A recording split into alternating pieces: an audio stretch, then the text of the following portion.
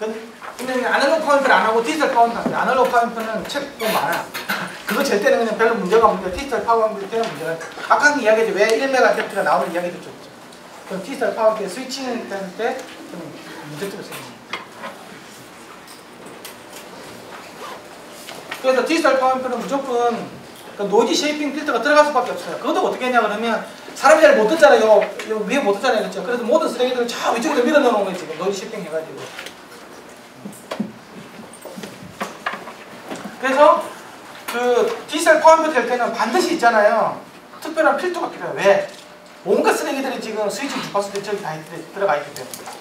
근데 그게 우리는 안 들리잖아요. 근데 중요한 건 우리는 상관이 없는데 장비가 있잖아요. 못 견디는 거. 슬로레이트라고 해가지고 갑자기 큰 시간을 막 커지는 거 있잖아요. 그게 굉장히 커요. 1 마이크로 세컨드 내에 막 이게 막 수천 볼트까지 확 커지는 이런 게 있다고. 장비는 그걸 못 견디는 거예요. 나가버리는 거예요. 그래서 그걸 반드시 없애주지 않는 이상은 이 교체키를 걸면 있잖아요. 교체키도 고장나고 이상한 데이터가 나와요. 그래서 우리가 지금 분명히 이런 시간을 넣거든요. 이런 시간을 넣는데 실제로는 디지털 앰프에서 이 시간이 나오는 거예요. 모양은 비슷하게 생겼죠. 근데 이게 막 이게 파란색 위아래 있잖아요. 이게 뭐냐 그러면 스위칭 주파수입니다. 스위칭 주파수. 근데 우리끼리 안 들리기 때문에 그냥 듣는 거죠. 그런데 그걸 갖다가 이걸 갖다가 잘 줄이는 그런 필터를 디지털 앰프에서 사실 해놔요. 뒤에다가. 그런데 그게 굉장히 복잡하게 할 수는 없는 거죠. 대충 이렇게 나눠 수밖에 없어요. 왜냐하면 그게 굉장히 큰 코일이라든지 이런 것들이 필요하니까. 그런데 우리 디지털 앰프에다 큰 이렇게 뭐 줄여줄 수 있는 이 어테뉴에이션 레벨을 갖다가 수십 데시벨까지 아래를 할 수가 없잖아요. 좀 줄여놓긴 하는데 많이는 못 줄인다는 거지. 그래서 이게 반드시 이렇게 나올 수밖에 없어요. 이렇게. 이게 들어가면 이제 고장이 됩니다. 그래서 이걸 잘 알아야 돼요. 그래서 특히 이제 이런 시그널이 있잖아요. 인덕터 아까 얘기했잖아요. 그 코일 같은 게 있어야 된다고 했잖아요. 코일은 홈피스 필터잖아요. 그렇죠? 그래서 이 고주파도 없어야 된다고. 그래서 코일을 걸어주는데 이 코일에 이런 시그널 들어가면 있잖아요. 굉장히 많은 비선형 외부 음악이에요. 근데 그게 또 들려. 네, 그런 것들이 있다. 그래서 이건 어찌됐든 간에 어떻게 많이 없앨 건가 하는 걸 알아둬야 됩니다. 그래서 이 외장 필터라는 게 있죠. 이게 외장 필터 요거예요. 요거. 디지털 앰프 될 때는 얘가 없으면 일단은 절대 될 수가 없어요. 다 거짓 데이터거든요. 아날로그 앰프 쓰는 거 필요 없어요. 네, 디지털 앰프는 반드시 저기 있어요.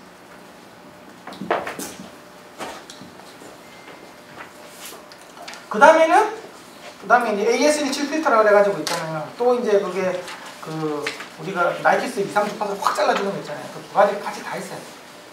들어오기 전에 원천적으로 잘라주고 들어온 시그널 가지고 DSP를 잘라주고 두 가지를 다 해줘야 정상적인 분석이 가능하더라고요.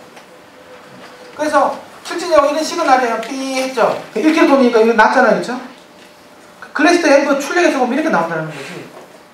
왜냐 1kg 톤도 있지만 스위칭 노이즈 관련된 이런 것도 여기 막 이런 1MHz 부분 있잖아요. 여기. 이거보다 더 큰 게 있는 거예요. 오케이. 이게 이제 아주 골치 아픈 겁니다.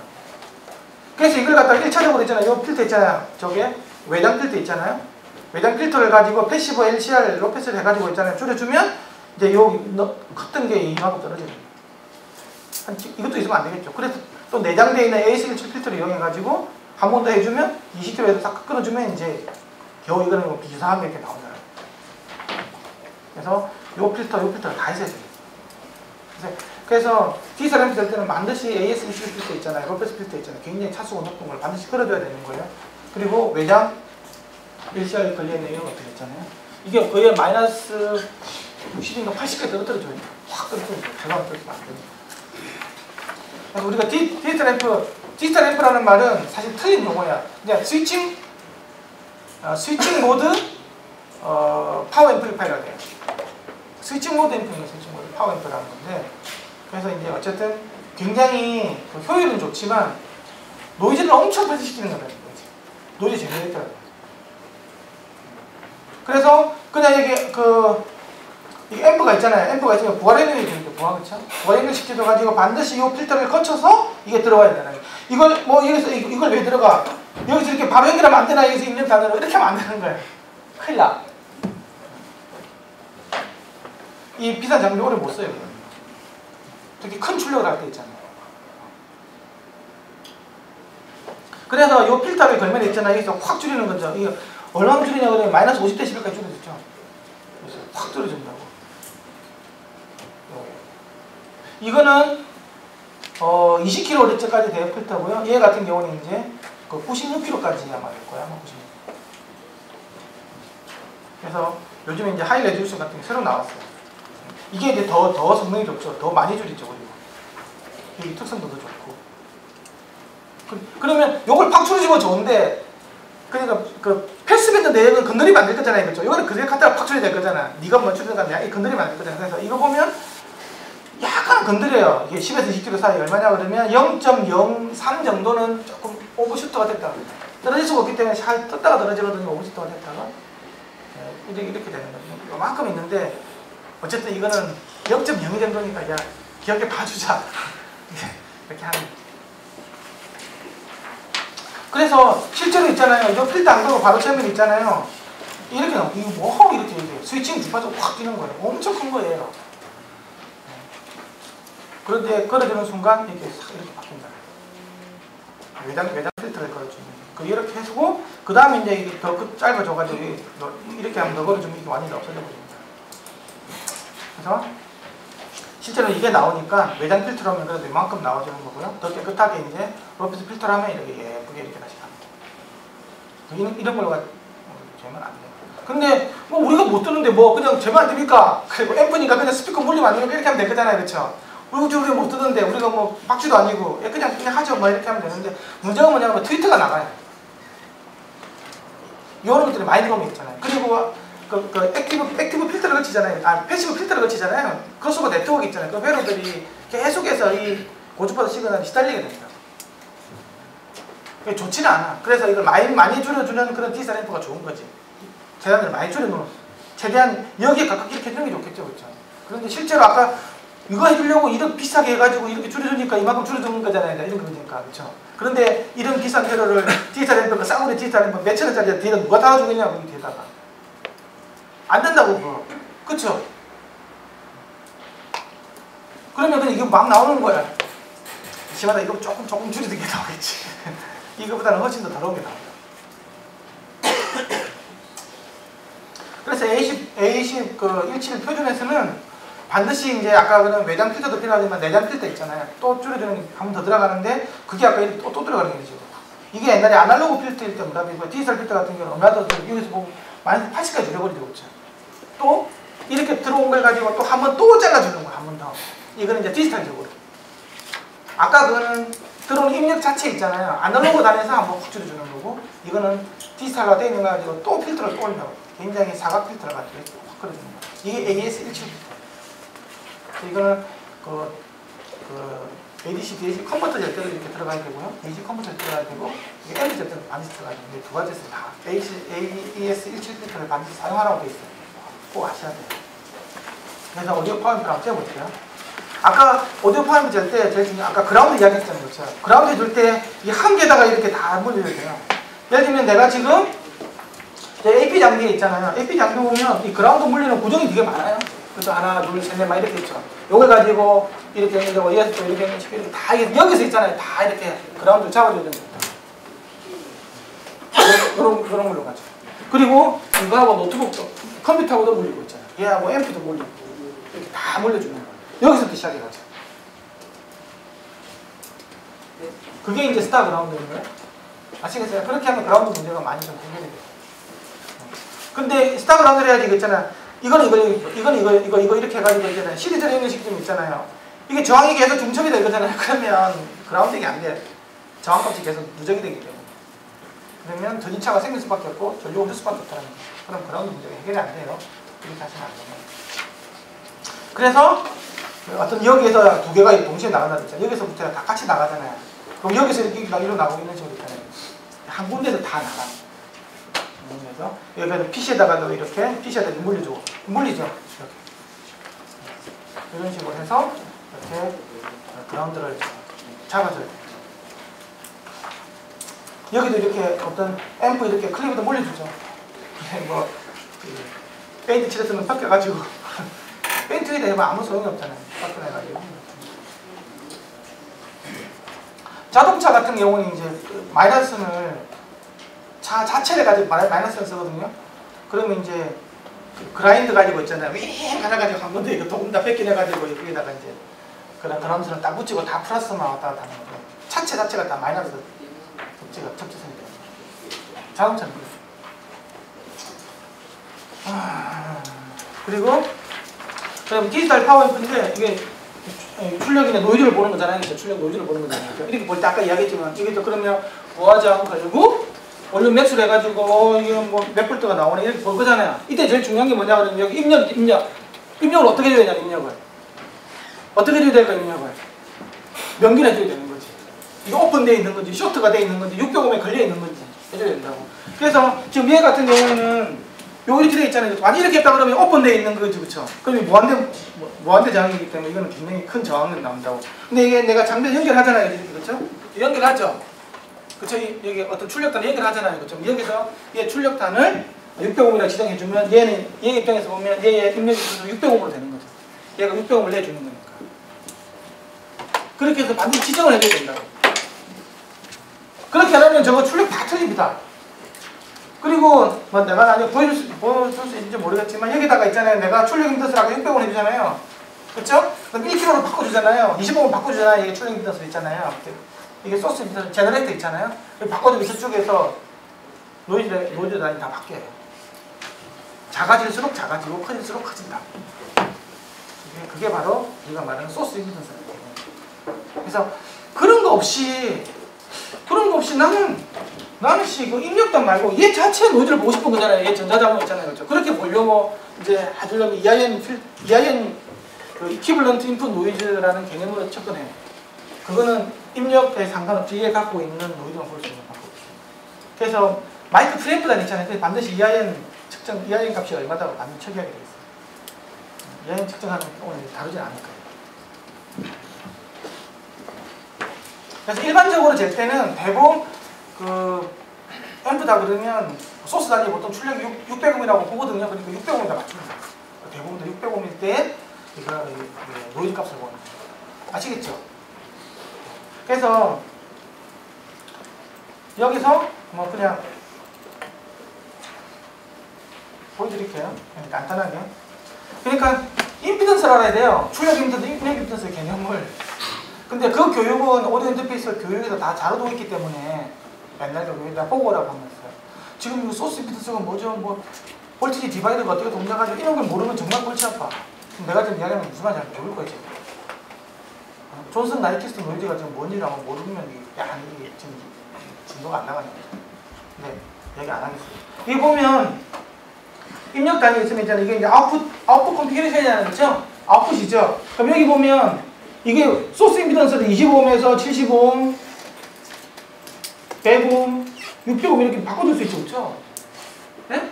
지금 내가 600옴을 해준 거잖아, 600옴으로, 그렇죠? 600옴 했다는 말은 얘 입장에서 얘 인덕션에서 보면 저축이 600옴으로 있는 게 보이는 거죠, 그렇죠?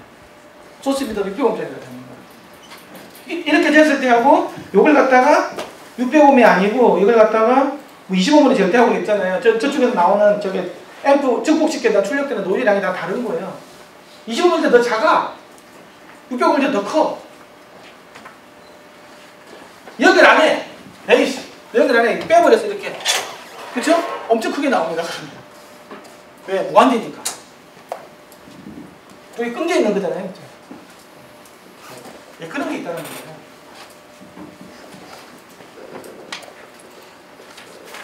이게, 저도 옛날에 처음에 이런 거 대해서 모를 때 그냥 그저 앰프 출력 다닌다 그냥 젤무식을 해놓고 여기다가 원룸 맥스 내놓고 여기다가 있잖아요. 멀티미터 걸어가지고 있잖아요. 전압 AC 내가 전압 돼가지고 몇 볼트 던지 보면 야 이거 와 크게 나오네. 그것만 했을 사람이 있을 거 틀림없이 여기서 있죠.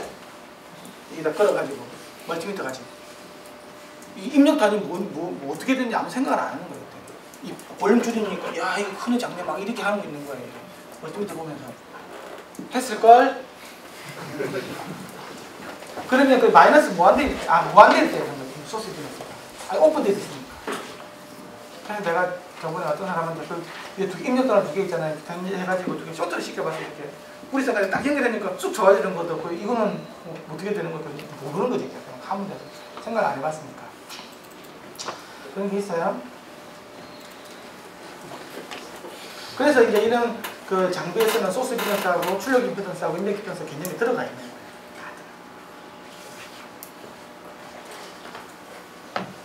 아휴 힘드네. 안고 싶지만 계속 하겠어요. 그러니까 내가 지금 1MHz 대역폭을 해가지고 있잖아요. 선행협하고 D클래스를 해볼 거예요. 선행협 같은 경우는 1MHz 대역폭을 해서 106 마이크로 정도 나왔죠. 그렇죠? 그런데 이걸 갖다가 D클래스 앰프를 했는데 필터를 아무것도 안 해본 거야. 그러면 난리도 아니죠. 8V가 나오죠 갑자기. 이 몸이 이거 똑같은 건데 너는 왜 8V가 나오니? 지금 이거 있잖아요. 시간을 하나 안 넣어주고 있잖아. 넣어주면 본 거예요. 응? 난리도 아니죠. 이걸 가지고 이제 프리 필터 있잖아요. 그렇죠?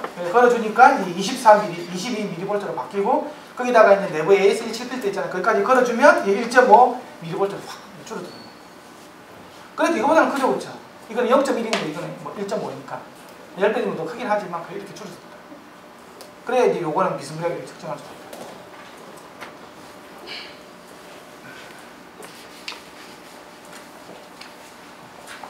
그래서 이제 이게 아날로그보다는 아날로그 앰프 이제 노이즈 레벨 10 그렇죠? 이렇게 된 거예요. 그렇죠? 그래서 1 마이크로볼트 정도 나왔죠. 이렇게 나왔는데 똑같은 근데 디지털에 똑같은 출력을 하면 이건 이렇게 나와 있는 거예요. 특히 여기 뭐 스위칭 주파수에서는 이렇게 올라가야지 요만큼 그렇죠? 스위칭 주파수인 거예요. 이렇게. 이게 한 보니까 한 700km 예를 들면 거의 라디오 방송국 수준에 지금 뭐 나오고 있는 거예요. 이렇게 돼 있는데 여기다가 이제 내부 기기 필터하고 있잖아요. 걸고 그 다음에 프리필터를 이렇게 걸어주면 싹 줄어들어요. 그리고 내가 20km까지 많이 본다고 하면 이렇게 20km까지 본다고 하면 거의 유사해졌죠. 그렇죠. 이런 식의 아까 내부 필터하고 AS17 필터하고 외장 필터를 걸어주지 않으면 이게 분석이 어려워요. 그러고 보면 이제 이런 거 보면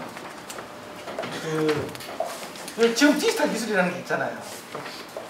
참 되게 애매한 거예요. 디지털 앰프도 그렇고 아날로그 디지털 바꾼다는 게 조건도 굉장히 많지만 그 과정에서 우리가 그냥 디지털이 무조건 다 좋은 거야. 지금도 안 써도 돼. 내가 무슨 짓을 하더라도 CD는 뭐 이제 칼로 가지고 이렇게 하더라도 소리 잘 나오잖아. 막 이렇게 사람이 있어요. 뭐 에러 무정다고 막 굉장히 좋은 기능도 많거든요. 하지만 아까 이제 클럭이라든지 그다음에 데이터 인터페이스라든지 이런 것도 잘 안 맞으면 디지털이 굉장히 나빠질 수 있더라고요.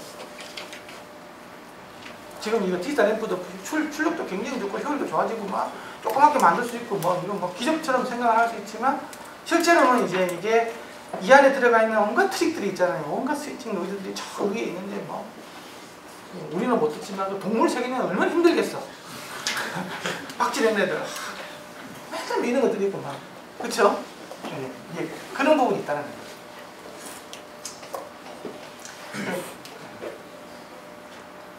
그래서 이런 부분들이 있다는 거고 이건 아까하고 똑같이 된 거예요. 뭐 아까 그 ADD 컴퓨터 잼은 이거랑 크게 다른 건 없거든요. 방식은 다 똑같기 때문에. 근데 아까 이제 부하를 걸 때하고 무하고 부하 상태 특성이 많이 바뀌어요. 특히 밑에는 안 바뀌는데 여기 컷오프 쪽에서 많이 바뀌어요. 그래서 그냥 요걸 있잖아요. 무한 걸고 여기서 이제 바로 꽂아가지고 아까처럼 되는 거 있잖아요. 그렇게 하면 브루프는 잘 나오죠. 잘 나왔죠. 그런데 이게 이어폰이니까 32옴 정도 몇 프로에서 장을 걸어가지고 Y잭 가지고 있잖아요. 32옴 이쪽 걸고 이쪽에다가 이제 개측기 걸고 재면 있잖아요. 얘는 이 부하가 걸린 것처럼 느껴질 거잖아요.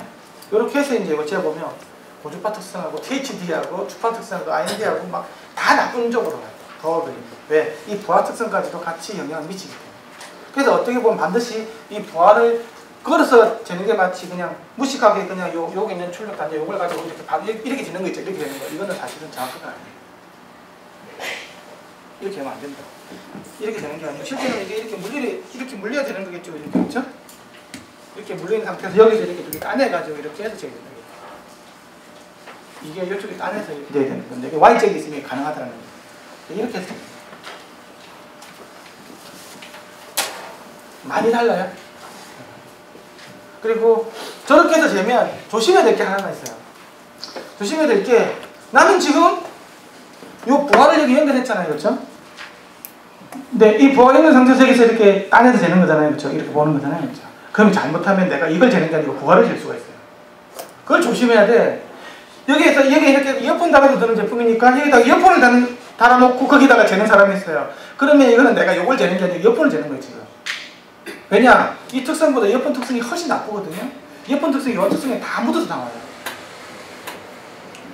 내가 앰프를 재는데 앰프에다 스피커를 물려가지고 여기서 이렇게 재잖아요. 그렇죠? 그러면 내가 앰프 특성을 재는 게 아니고 스피커 특성을 재고 있는 거예요. 물론 두 개 다 재긴 하지만 스피커 특성이 훨씬 나쁘기 때문에 거의 스피커 특성을 본다고 봅니다. 그렇게 재면 안 된다고.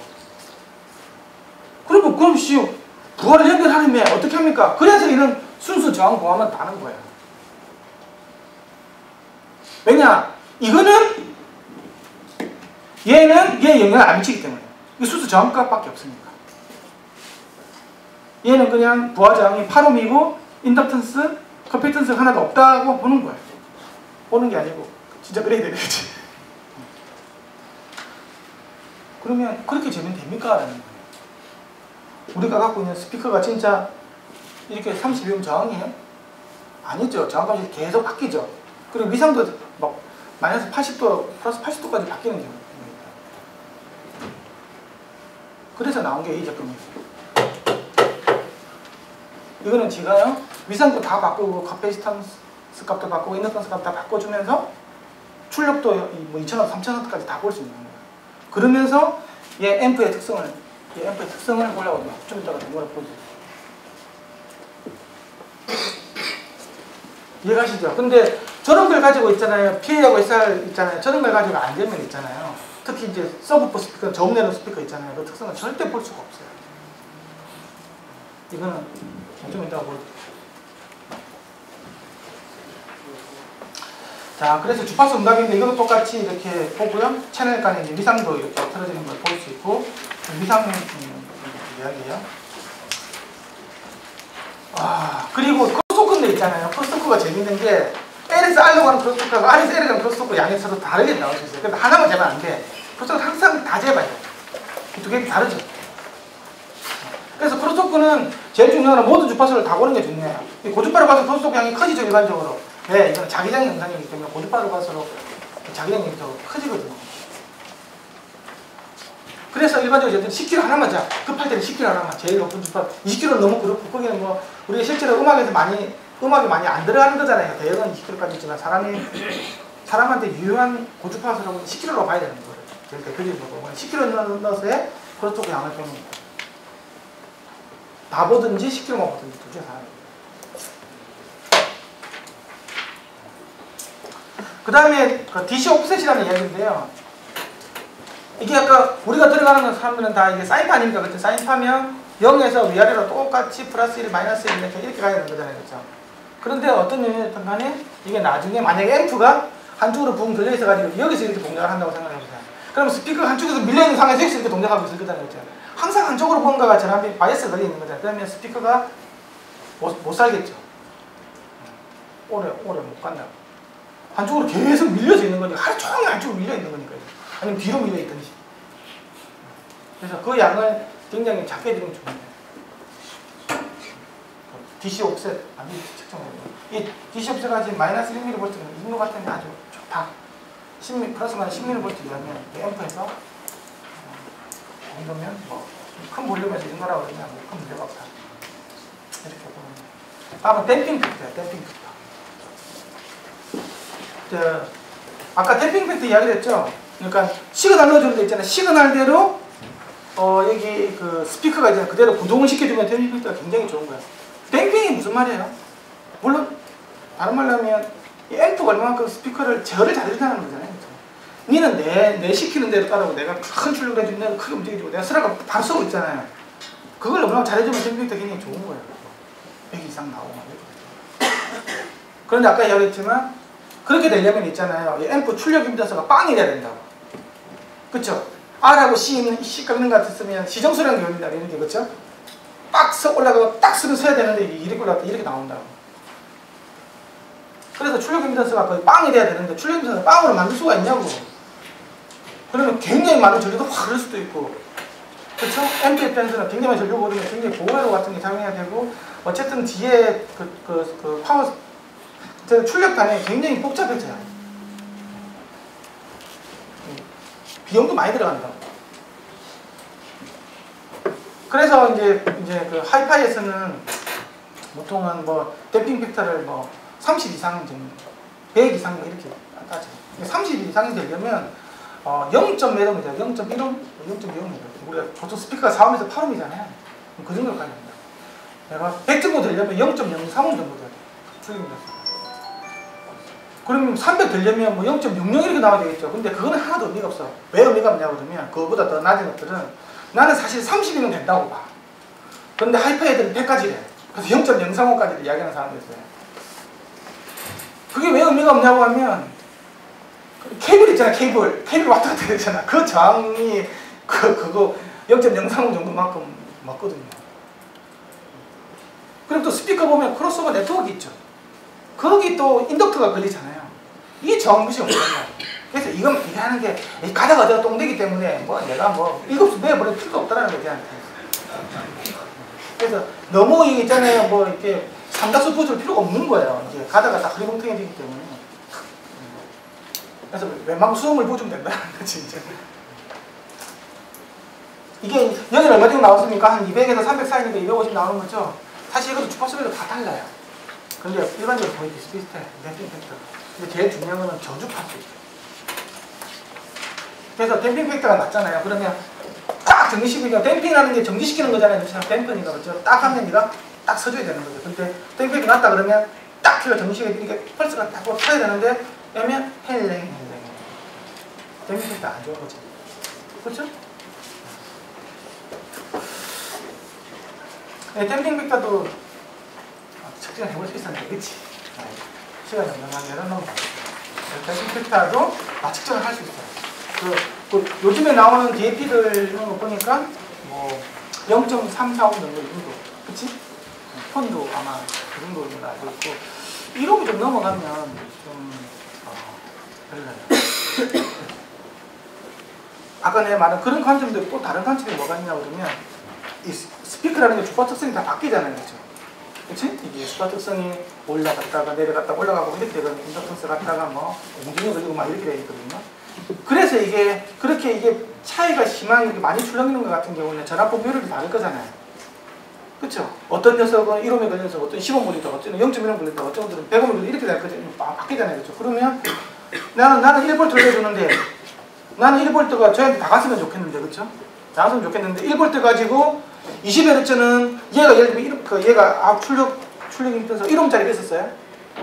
저쪽 스피커에도 20Hz 보니까 1옴인 거예요, 예를 들면. 그러면 1V 주면 0.5, 0.2 나눠 먹겠죠. 나가기 전에 얘가 펄펄펄 나면서 0.5 소비하고 저쪽 0.5 맞추는 거잖아요. 1V 주면 그렇죠. 근데 두 번째, 얘가 또 1옴인데 저기인데 갑자기 100옴이 돼버린 거예요. 그러면 여기는 그 101분에 100이 절로 가는 거죠. 거의 절로 다 가버리는 거잖아요. 얘가 1이 있지만 100이 절로 다 가기 때문에 얘는 지 써먹을 게 없는 거야. 절로 다 보내는 거예요. 아까 1V에서 있잖아요. 거의 0.5씩 나눠 먹다가 지금은 나는 거의 없고 저쪽이 이제 1V 거의 다 가버린 거라. 그럼 저쪽 입장에서 본다고 하면 20Hz는 아까 0.5V 들어갔다가 지금 내 들어오는 것들은 거의 뭐 1V가 들어오는 거잖아요. 그럼 6대씩 차이 나버리는 거잖아요. 2배씩 그렇죠? 그렇죠? 그런 식으로 되면 주파 특성이 다 바뀌어버린다. 그걸 없게 하려면 어떻게 하냐면 얘 출력 임피던스를 갖다가 빵으로 만들어버리는 거예요. 그럼 뭐든 절로 다 보낼 거잖아. 야, 나 바이패스 삥땅을 안 하는 거야. 이거 절로 가는데 삥땅 해가지고 야 저쪽에 왔다 갔다 하는 놈데 이만큼 삥땅하고 빨리빨리 왔다 하면 이만큼 삥땅하고 이렇게 되는 건데 삥땅하는 사람이 없으면 다 보내야 돼 이쪽으로. 그러면 얘가 뭐 많이 바뀌든 적게 바뀌어 놓으면 얘는 다 그대로 내주는 거예요. 그런데 얘가 많이 바뀌어 놓을수록 얘가 삥땅 하나 놓으면 삥땅 하나 놓으면 있다고 하면 저쪽이 영향을 많이 차지한다. 그게 바로 이어폰 같은 거 할 때 보면 다이나믹 이어폰 같은 경우는 임피던스가 거의 일정하거든요. 거의 뭐 이렇게 16옴이 일정하다. 많이 바뀌어봤자 뭐 한 25옴 이 정도밖에 없다고. 근데 BA 이어폰 같은 경우는 막 몇백 톤씩 까마서 이렇게 나오기 때문에 임피던스가 뭐 10kg 가면 20kg 가면 뭐 200옴 이렇게 올라가 버려요. 여기는 10m에다가 쫙 올라가 버린다고. 그러면 특성이 완전히 바뀌어버려요. 그래서 그런 BA 드라이버 이어폰 들을 때는 출력 임피던스가 굉장히 작은 세대. 0. 뭐 이렇게 몇 옴짜리 오는 게 좋다. 음색이 싹 바뀌어버려요. 예? 질문해야 되니까. 마음대로 하세요.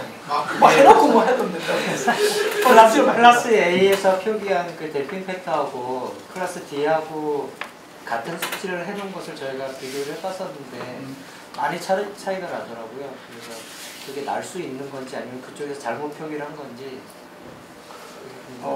나 그거 안 해봐서 모르는 거고, 댐핑 팩터는 전압이 흔들리는 정도잖아요, 그렇죠? 네.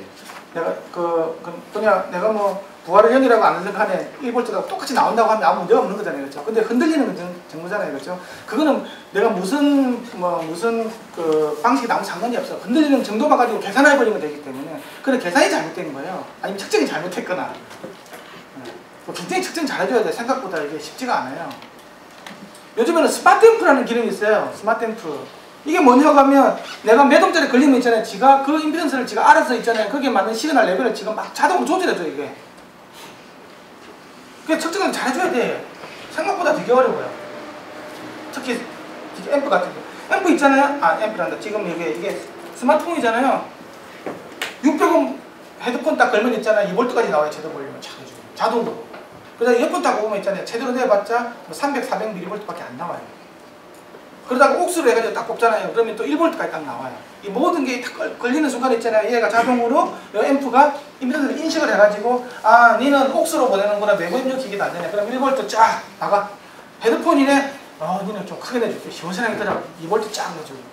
그 다음에 이어폰 꽂혔네. 너는 기가 나갈 수가 있으니까 너는 뭐 0.5V만 제대로 내줘. 이게 다 정해진다. 그런데 이거 나중에 할 때 있잖아요. 볼륨이 퍽퍽 바뀔 거잖아요. 뺐다고 하면 있잖아요. 그러면 바뀔 수가 있어요. 개체기기 꼽을 때는 갑자기 100kΩ 걸리거든요. 그러다가 따서 이거 꽂아가 또 32ohm이 걸리잖아요. 막 그렇게 할 때 이게 값이 이상하게 나오면 댐핑 팩터가 막 200, 300이 나올 수도 있어요. 무슨 건전 데이터가 될 수도 있다는 거지. 그때는 나를 의심을 하라. 데이터를 의심.